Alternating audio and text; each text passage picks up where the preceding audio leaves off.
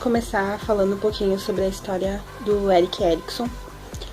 A sua mãe, que vinha de uma família judaica na Dinamarca, se separa do seu pai, também dinamarquês, e nesse período ela descobre que está grávida.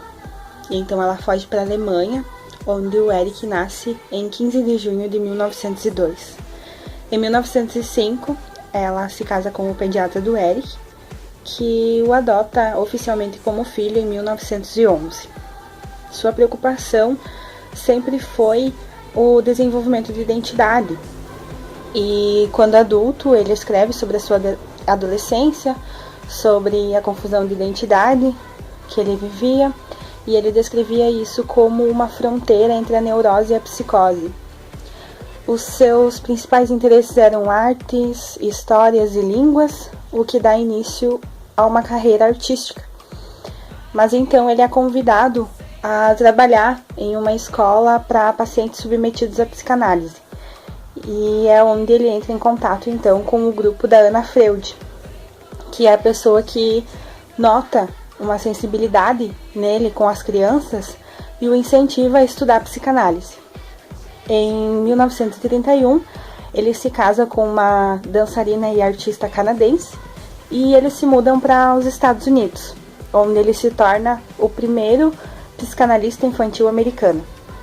Ele continua a estudar, aprofundar seus interesses para além da psicanálise, explora áreas como psicologia e antropologia, e para ele, o homem ele tem uma capacidade de atingir forças básicas, solucionando conflitos de maneira positiva, dirigindo conscientemente seu crescimento, apresentando assim uma imagem otimista de natureza humana.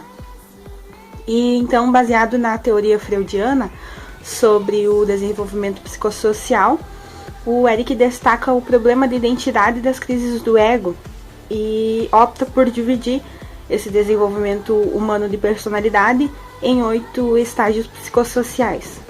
Então, o desenvolvimento ele é um processo contínuo que se inicia com o nascimento e se prolonga até o final da vida.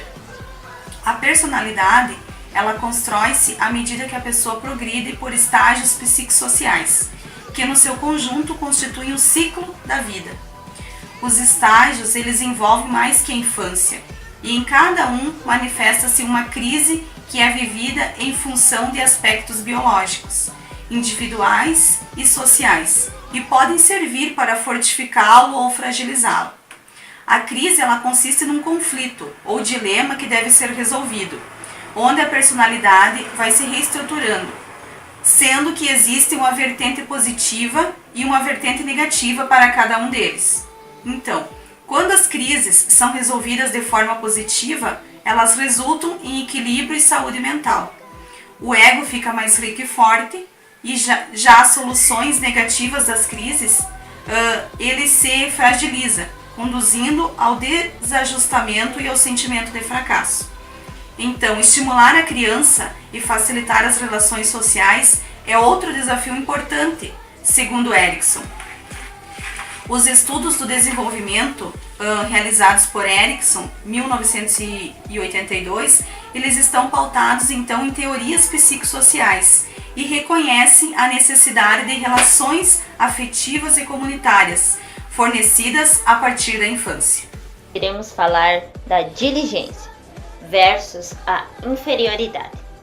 É considerada uma das fases mais importantes na vida de uma criança, pois é nessa fase que a criança é inserida à escola. Nesse estágio, a criança desenvolve habilidades intelectuais de confiança e autonomia, o que é um ponto positivo.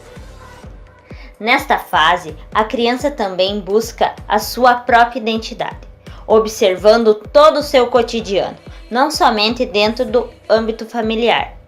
Passa também a imitar profissões, das quais mais se agrada. Também já diz o que ela gostaria de ser quando crescer, o que poderá haver evolução no futuro.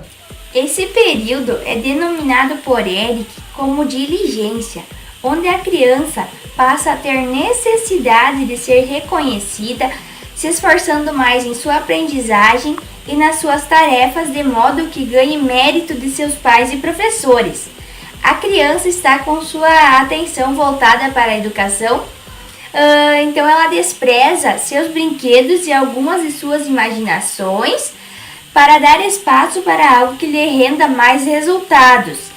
Então, a partir daí, ela começa a imitar as profissões dos adultos, pois ela acha que é o que eles mais valorizam.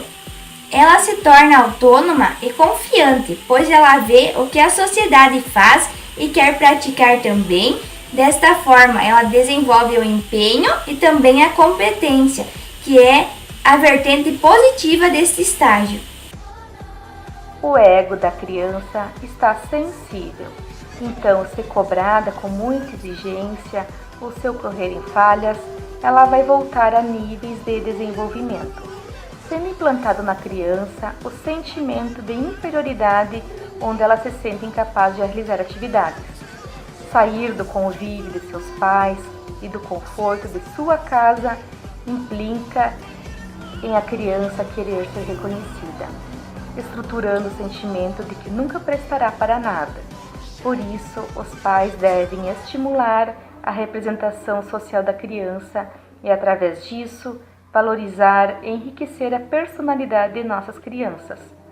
Concluindo, o desenvolvimento humano ericksoniano situa-se em uma vertente sociocultural, baseando nos conflitos do ego e contrapondo-se ao movimento do id e pulsões inconscientes. A competência, então, é o livre exercício da destreza e da inteligência, na conclusão das tarefas, não prejudicando inferioridade infantil.